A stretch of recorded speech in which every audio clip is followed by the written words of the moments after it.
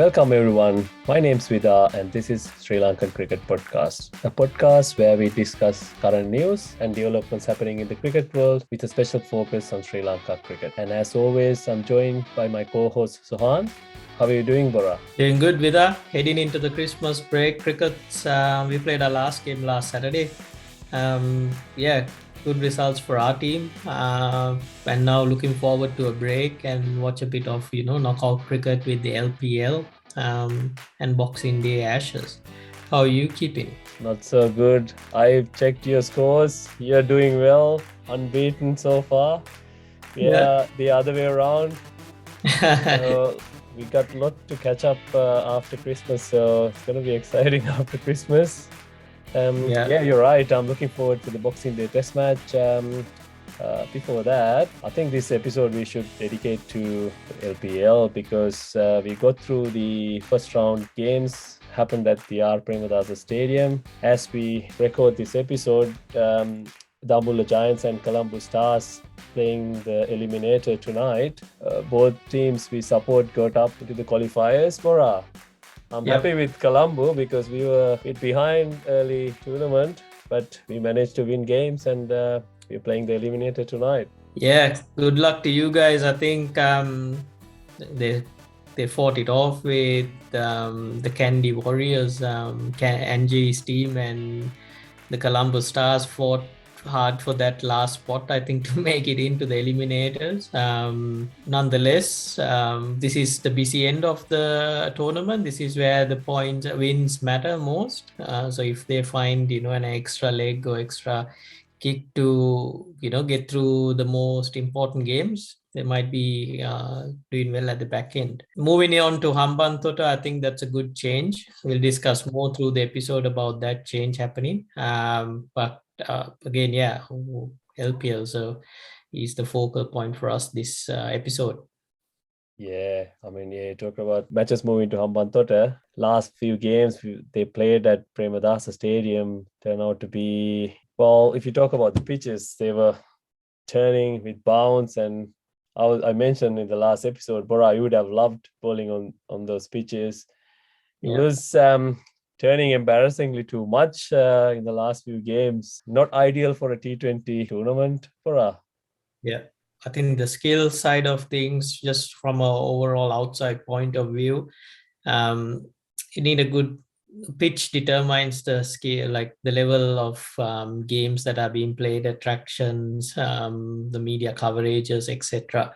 In the current trend, you got so many franchise cricket happening around the world. Like currently, you got the Big Bash League happening, as well as Sri Lanka playing the LPL. So hand in hand, players have to pick, have a choice to pick where to play. So most of the batsmen, if they have a choice to play whether to go to the Big Bash or play in Sri Lanka in the LPL, their choice would be first to fly off because they know they're playing on good tracks. They get more, their value stays high. If a batsman comes in, plays against a rank, pitch that it turns rank and they struggle, their value in the domestic circuit tends to drop. So that's a key point that our tournament organizers need to be a bit more smart. And I think we'll drop the ball slightly there. So, and overall, entertainment is the sixes, the runs that are scored in T20 cricket a lot. Test match cricket, we talk about the balance between bat and ball and testing skill. T20 cricket's a bit more on the entertainment side. And I think batsmen play a key part in it. So I think that's where we've got to improve. And I think this change into going into Hambanthota for the knockouts is, in a way, it's a good one. We'll see more with the scores tonight. The tournament organizers should be a bit smarter if we are to attract good players from around the world, as well as good players attract good sponsors. That's how I see it. Unfortunately, most people will see the current daily action of this tournament because the daily action will be covered with the media and the commentators calling the current play as it is. It's part of the media coverage deals. So, but for us to think ahead, the few years ahead, those are things we'll have to, quickly iron out. what we discuss, who are the international players or overseas players playing. We've got a few guys on the back end of their careers. I think Phil Salt and few guys I could see are good players that we've attracted. Jaden Seals from West Indies. So, like players like that, we need to add a bit more on for the tournament's sake, and it'll develop our players as well. No, you hit the nail on the head. When teams pick players in the draft, the teams who picked enough spinners had a big advantage in this tournament, isn't it? Like some teams, a team like Candy, they didn't have a proper off spinner. They paid the price because they didn't, they had enough fast bowlers, but they didn't have a proper spinner in their squad. I think they paid the price because of the pitches. Players who put their hands up to come and play in Lanka Premier League, they might change their mind, because if you're a batsman, you want to score runs. You don't want to see 3 top spinners bowling at you in a T20 game, right? In a T20 team, you can deal with one good spinner like Rashid Khan or Wanidhu Hasaranga, but you don't want to see 2-3 of them fitting into a team. And it's a big challenge. Like as you said, T20 cricket is entertainment. People want to see sixes and hitting the stumps by fast bowlers. They don't want to see spinners turning it across. That's more towards the test cricket. We'll go into team performances, if you like, Bora. I was hoping to add one more thing with that. Yeah, go ahead. I think which will analyze the teams, but something to keep in mind moving into moving into Hambanthota means teams will have to reassess their playing levels because conditions will change. You nailed it when you said 3 spinners. Like when the last few games played at the Ketarama, like even half spinners or part-time spinners became like Rashid Khan's or Wanidhu Hasaranga suddenly because the balls turn in square. But now, if Hambanthota, the wickets are true fresh, that means you'll need more quality bowlers. And so some of the teams that struggle through in the tournament might be able to come through if they've got quality fast bowlers that are going to play a part now. We'll find out more as today's game unravels. We'll be able to assess how the pitch is. It's a fresh pitch, so it should come up. It should have the best condition to play on it at least tonight. But let's assess the teams. I'd love to see who's done well and see who's been on top of the ladder for us. Yeah. Before that, I'll quickly mention who are the top wicket takers and the top run scorers. Samit Patel with 15 wickets. He's the top of the wickets pile. Mathias Theekshana with 13. And Imran Tahir with 13. Dinesh Chandimal from Colombo, 275 runs. And Phil Salt, 247. And Tom Kohler Cadmore, 220. So, they played 8 games. That's not massive runs, mainly due to turning pitches. So let's talk about Colombo Stars first. I can't wait to talk about the team I support. So if you don't mind, I want to go. I want to go with Colombo first. When I saw the team list, I was not surprised at all. You want your team up first, but happy to give them an assessment. With the team, I think the standout player for the moment is Dinesh Chandimal. Like you mentioned, he's found another gear. He's kicked off well. Credit to him managing to turn his game around in a short period of time. Coming off the T20 World Cup, he was criticized for the game and amount of exposure he's had in international T20 cricket, and the stats were not lining him up. Which some of the expert commentators pointed it out. But it's a big change, especially we talk about wickets turning square. Chandimal has come batting in that 6-7 number, I think, for lower middle order. Number 6. He's changed it around. It's a different position. He's normally a top order bat, number 3. Especially in domestic cricket, he'll slot in as number 3 or an opener of that local side. So he's gone out of his position and he's proved a point, which is a rare situation happening in Sri Lanka. Like you see, Navishka's back opening, he's batting out of position. So credit to him. So again, its question is, will it filter out or will it, transition through to international cricket? That's something that he'll have be the limelight will be there. The criticism will come if he fails. If he does well, it might be, he might get the credit for he's actually turned it around in international cricket as well. It's a choice whether selectors will want to make that call now. Oh, yeah, absolutely right. Like, credit to him because they didn't consider him for white ball cricket 6 months ago. And here he is performing game after game. And it reminds me of the old Chandimal we saw coming out of school, hitting sixes down the ground, hitting over cover. We were wondering where that Chandimal was. And now I see him back hitting those shots. So I was a bit skeptical about him being in the white ball team, but the way he's batting now, the way he's performing, he's one of our best batters at the moment. And great to see Angelo Matthews back playing. He started playing as an opener because he wanted to make sure his leg is okay. In the last game, he batted in the middle order, so that means he's recovering and he's managing his injury.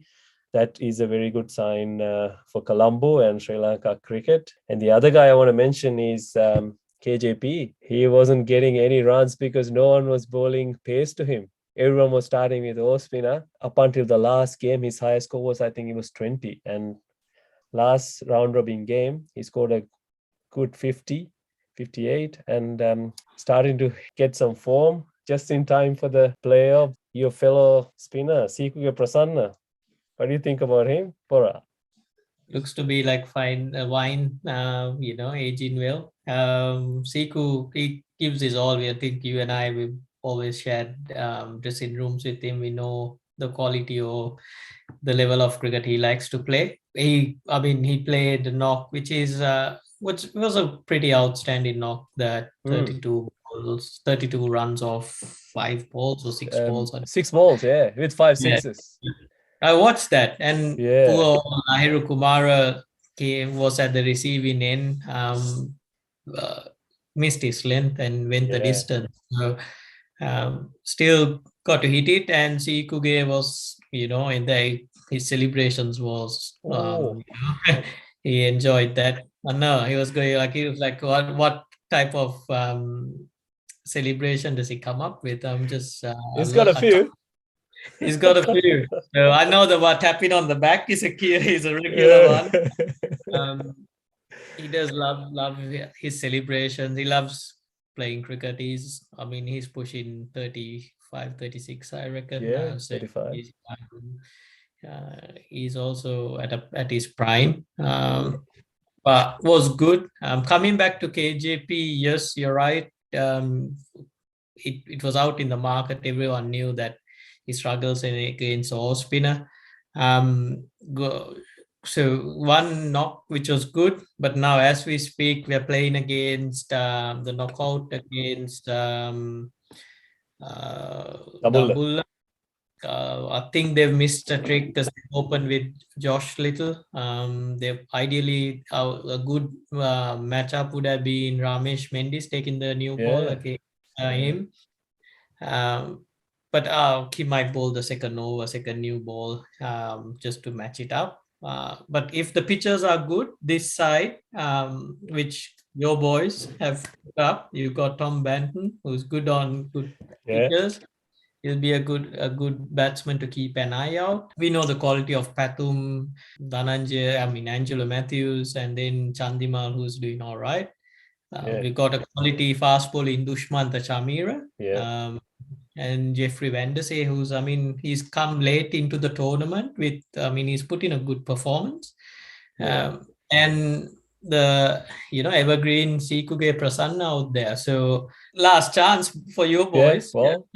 So played on a fresh pitch, and if KJP fires, you never know. I would have gone. If I was in the Dabulla Giants team and Dickwell captain, I would have given Ramesh Mendis the balls, because they've got Imran Tahir to the middle overs. So Yeah. it's no point holding him back. I would have bowled him. So let's see the second over as we talk and discuss other teams. Let's Quickly about Van der Sar, this is his fourth fifer this season. His club won the domestic one-day championship. He played a big part in that tournament. He took 3 fifers there, and he took a 6 for the other night. I mean, you're a spinner, you know that leg spinners, they take time to mature. And I think maybe Van der Sar has passed that corner where, he was a bit erratic a few years ago, bowling lots of loose balls. Maybe he turned the corner and, this will be a new beginning for him, because the leg spinners, I love to see leg spinners doing well at any type of cricket, Bora. Yeah, same. Van der Sar, well, we've played a lot of cricket together. As a junior, he came through the ranks.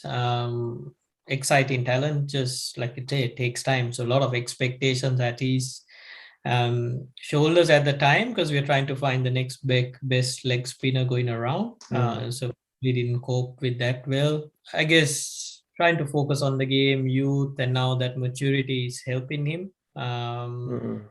Has put in the yards now with the performances. Yeah. So if there's a team to, or if there is some exposure into a stronger competition, he'll be up there as a bowler. Yeah.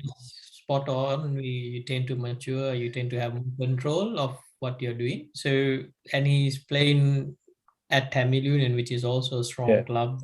Comes through in some good senior spinners out there who are in coaching roles now, which will guide him a bit more there as well. So they've drafted him, and he's performed on his short games that he's got exposed to.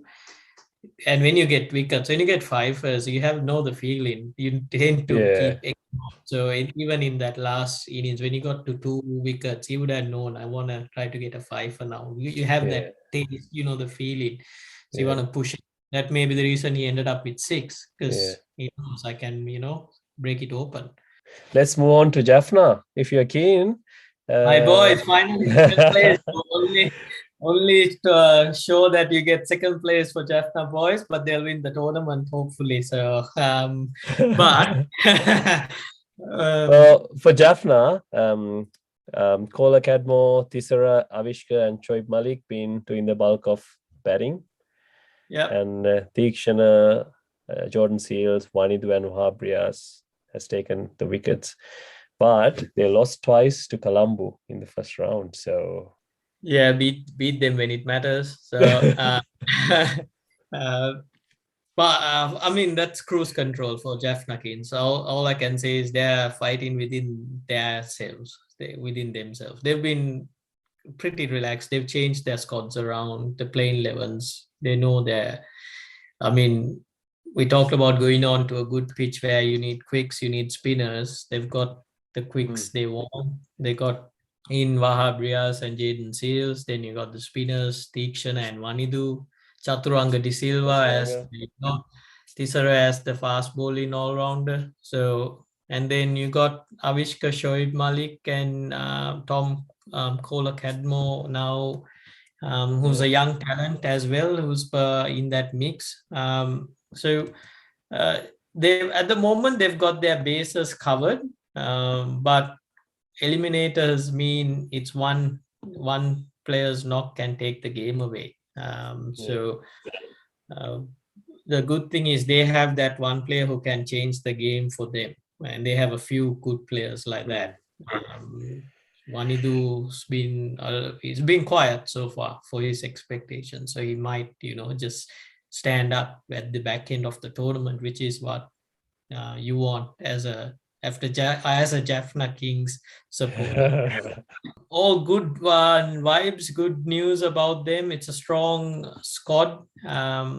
Hopefully they can keep that mix. I'm not sure with the next few years or the next edition what will happen with that squad. Whether there's a retention or what happens, do they all throw it into the circuit? But Candy Warriors might be eyeing more players from these guys. Yeah, I mean, all the other franchises would be eyeing the players that you get into them. So I mean, if there's a possibility of bringing in another team, I mean, they'll they'll try to bring some of these players over to their side.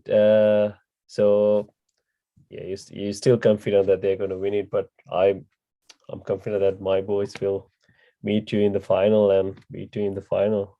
We'll see in a few days. If you move on to goal gladiators, Kusal Mendis, one of the naughty three, he's been making some runs. Samit Patel, bat and ball, he's been the star. Panuka and Danushka, they were their top batters, and Noor Ahmed and Samit Patel's been taking wickets for them. Hafiz and Pulina Tarang in the last few games because they've been bowling a lot because the pitches were turning. But looking at their team, Bora, Hafiz hasn't made many runs, and the other guy is Isuru Dana. He's been a bit disappointing with the ball, but playing on different pitches might change their luck. Any thoughts about their team, the Gold Gladiators? Silent contenders, I think, from the squads because of I think they've got Muhammad Amir, who hasn't done a lot yet. Isuru Ghana, we know, like you say, he hasn't come good, but if he comes strong, playing on good tracks, that might be the difference because you do have Samit Patel, who's a seasoned campaigner. He'll be able to plug overs. He'll probably bowl, one or two at the top and through the middle and finish up there. Ashane Daniel, I feel he needs to play, but for some reason cannot get in, exposed well enough. And then if the guy is like, Kusal Mendes wants to make a impression on, his quality needs to come back. These are back in games that you need to impress them because there hasn't been any like between Danushka, Kusal, and even Dikwell, there hasn't been any standout performance or any massive ones. Say, okay, what differentiates them from the rest of the top order bats we have? That's the uniqueness we want them to see. Because Danushka is batting top order, Kusal's batting top order as well. So the stage is set for them to perform. They'll be coming up against a strong Jaffna Kings team later on tonight. So if Jaffna Kings gets through, that means they will be the first team playing in the finals, and then whoever gets a drop off from that game against whoever wins this probably will find the second spot. Them. Yeah. Pretty confident there, but a lot of the teams now that we are discussing have a lot more to improve. They've just crept through and gotten in, like Colombo Stars, Tambul, Goal. Pretty much not a lot difference between them, whereas Jaffna is a bit high at the moment. So you got 3 teams trying to get in, and then hopefully when the game set, someone takes that massive, match winning knock away from them. Yeah, I mean the change of pitches will play a big part, Bora. So even team like Damulla, on a better pitches, like someone like Dikwella, he loves playing his fancy shots, right? I mean, he loves a good pitch that ball comes onto him. So if you move on to Damulla Giants, Phil Salt been scoring lots of runs, 247, Dasun and Dikwella, but Salt's been the one who's been making bulk of runs. Ramesh Mendis with the bat and ball, he's been taking wickets and scoring runs. So he's playing that spinning all-rounder part. Imran Tahir with wickets. Nuwan Pradeep, the all wily fox, he's been bowling well. And Tarindu Ratnayaka bowling with both arms, doing some damage with the ball. The one guy caught my eye from the Damulla Giants team was Janit Lienage Bora. He played a very good knock of 50 of 35 balls. He looked like someone who has the technique and the potential to, play good standard cricket. He looked very comfortable against the fast bowlers, and he was very decisive with his shot selection. He played a pretty good knock of 50. I think that was his first game, so that someone caught my eye. Remember, we talked about, none of the newcomers has put out a show. He Yeah. was one guy caught my eye. Yeah, Damulla on a good big pitch. They have big hitters like Dasun Shahanaka who can finish the game. They they are a force to reckon. Yeah, unfortunately, I think he's not playing today. Dasun looks to be injured. Oh, The really? Oh, captain, yeah, Dickwell is captain in that all team. right. So, but coming quickly back to Janit Lienege, I've known him because he's from my school, St. Peter's, and then Hmm. to the ranks. He's a very confident character. He can bowl. He was all round, I think, at school. Oh, And he's come along. He's played a lot of domestic cricket as well now. He's play not a for guy who's Ragama. played at school. Yeah, I think still plays for Ragam as well. So something I like about him is very still at the crease. Hmm. Doesn't move a lot, so I think he gets his base set up and then he's good to go. But in terms of a guy, I guess that's the impression he had with everyone who saw that knock was, wow, where was this guy, kind of. So that's a good. I think the first knock you have, and if you can make an impression like that, it's something good. A lot of good things will go your way as well. So um, he's grabbed his opportunity similar to what Van der Sar did. So he'll set up in that camp and try to impress with the more games they get to play. He'll try to put his hand up and perform. Um, but overall, the rest of the squad, not many standout performers, unfortunately. Yeah. Imran Tahir is a good player. Um, he'll be hard to get away with, especially with his, the speed of his bowling. I think Yeah. he's one of the early starters who got that speeds through Rashid Khan and then Yeah. capitalized. But also something good you realize is Dickwell is keeping against all these spinners, and he's such a quality keeper. Hmm. He's good behind the stumps. So I think that's a good fact I've noticed with behind the stumps, having that, the feel good factor, knowing that you've got a quality keeper behind you helps the spinners out a lot. Ramesh Mendes, yes, he's becoming a strong player. I think he learns very quickly. That's something I've picked off Ramesh Mendes. He seems to be being able to upskill himself very quickly, which is a good Hmm. sign. He managed to find his batting gears in T20 as well, where he's adapted and tried to get that role. Yeah. Um, so he's identifying ways to play the game, which is something that's a really good bonus for any young player to have. So he'll play a part in tonight's game. Yeah. Yeah. That's what happens when you mingle with all these good players, Bora. You tend to Yeah, bounce off each other, and a good healthy competition makes a world lots of good to any player, because you'll have to do well, especially among a young group. You'll have to do well to get picked, and you have to keep performing. So he's doing it well, and seems to be enjoying it as well. He's a very confident character. One yeah, guy we missed is Chamik Ratna, who hasn't really made a big part in this tournament, but yeah. we all know what he can do. So he's one guy I'm a bit worried about coming into this eliminator. Maybe I don't want this game to be his game where he hit few sixes or ball, a few good overs and take the win away from us. He hasn't done much in this tournament except for that one over he took the responsibility of bowling the last over and win the game for them. Okay. Yeah. Yeah. Well, for your boy's sake, hopefully he doesn't perform, but Yeah. from his point of view, he needs to come to the party as he's one of the premier all-rounders in this Sri Lankan setup. So he needs to stand up. Hmm. Um, Moving on to the wooden spoonies, the Candy Boys.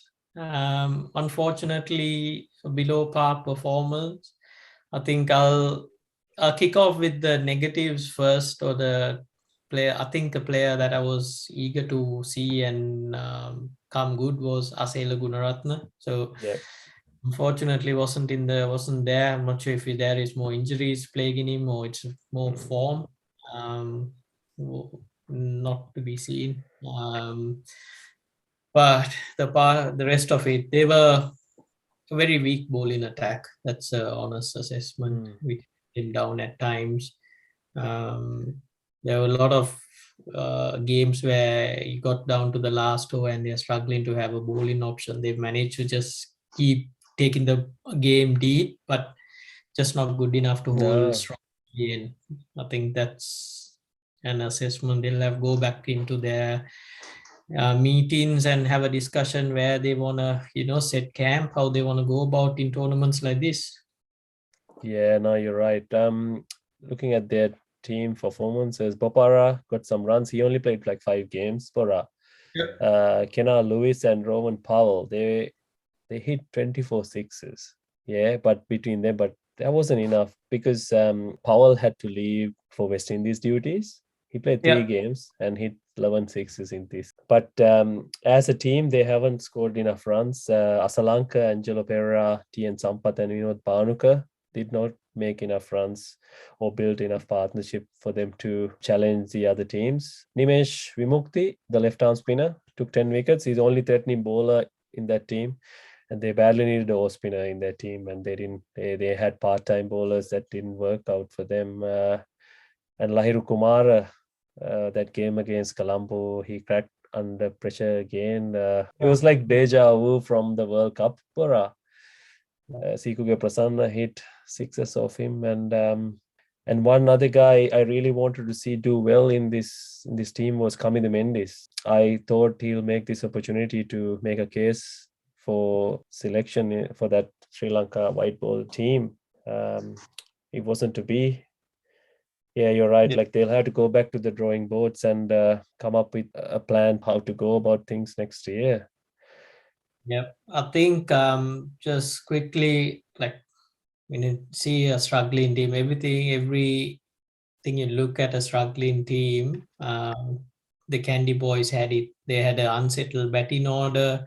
Like Charita Salanka at the back end had to open the order. Mm. Kamidu Mendis, Asela Gunaratna, Angelo Pereira, again trying to get a lot of overs between them as part-time spinners, not having that out and Yeah. out spinner. Um, and the bowling being wavered, Lyra Kumar. So I'm not sure how their catching would have been, but I'm guessing that would have been a bit off color as well. That's a hallmark of struggling teams. Again, like TM Sampath, Milinda Sirivandan was in the squad. He didn't play, so not sure Yeah. what that was. But I think he would. It's like for like players: Kamidu Yeah. Mendes, Milinda, Angelo Pereira, TM Sampath, Asela Gunaratne, those bits and pieces players. So there was a lot on his plate, and you got Ravi Bopara, who's a strong player. Mm. Uh, yeah, unfortunately, they couldn't get in there. Binura Fernando was part of a few games, but I think he was injured as well. Yeah. Um, yeah, but yeah, a lot of things they'll have to fix up if they need to be, contenders going into next season. Let's wrap it up there. But I think we should do another episode before the finals, Bora, because Yeah. then after this eliminator and the qualifiers, we can do a proper episode about how we're gonna go about the finals. Hopefully, it'll be between Jaffna and Colombo. There's a lot of cricket happening around the world. They're playing the second test at Adelaide at the moment. Looks like another heavy defeat in the horizon for England. Bora, everything went wrong for England team again. Like strange tactics to bowl short to Aussies with half fit Ben Stokes, and they didn't pick Mark Wood. Maybe the news was that they are resting him for the next game, but the Aussies they seem to be very comfortable with the pace of these three English bowlers. Uh, and I feel for Joe Root. I mean, he had to walk into bat in the first 15 overs of every innings, almost every innings in the last 2 years. I mean, he has to carry a lot of weight with this England touring team. Nothing seems to work for England at the moment in the Ashes. Bora, what are your thoughts? Have you been watching Ashes? Yeah, I've been watching the Ashes. Yeah, England are struggling. We knew that. We talked about coming into this series. England has a, you know, 80 miles per hour bowling attack. They're not gonna trouble this strong batting order. We've seen some good scores being put out. England are, I mean, is they are staring down the barrel at a 5-0 defeat going into this series. And yeah, Joe Root having to, it's Joe, if Joe Root can bat at every spot and have five Joe Roots, that's what England's looking for. There was an interesting stat put out that this English team openers has scored the most ducks in a calendar year Oh in wow. Test. So that's a problem in itself where England cricket's at. And yeah, I mean, when you talked about a poor attack bowling plan to bowl short in a twilight test cricket when the ball's swinging, you want to give most much possible for the ball to swing. They're trying to bowl short with Ben Stokes, who's your premier batsman, run into the ground. He didn't bowl in the second innings, or didn't bowl much in the second innings because he looked like as soon as the first innings finished, he walked back. He looked like I have my doubts he might play the third test as well because he did look like we just knocked him to the ground. But that's what Australia wanted. They want to, um, they made a big statement by going after Jack Leach. They put him out of the attack into the second test. They'll probably knock a few more players. Yeah. It's a tough tour. England know it's a Oh tough tour. yes. A lot of players have ended their careers here. A few might end their careers after the end of this Mm. series as well. But as it stands, they're struggling to find a way to get back into this series. The funny thing is, Bora, like they were in good positions to be on top of both test matches. Yeah. It's just that they dropped lots of catches and strange tactics as well. Like, I know Joe Root is a very good batsman, but I don't know whether he's the best captain when it comes to taking decisions. In Australian wickets, if the game gets away from you, it's very hard to pull it back, especially if you don't have someone who can bowl 90 miles per hour and try to unsettle batsmen. So it's been a bit bizarre, but we talked about this Adelaide test, right? This was the chance for England to come back at Aussies, and seems to me they blew it. And all the Aussies we meet, they talk about 5-0. I don't know, we might see a 5-0 this time, the way things are Yeah. going. It's point in that way. If you talk about, funny or weird things happening, Ollie Robinson bowled off spin in the He test did. match. Yeah. So I'm not sure who's making the calls or deciding this. It doesn't look good. What with these scenarios? Yes, you're right.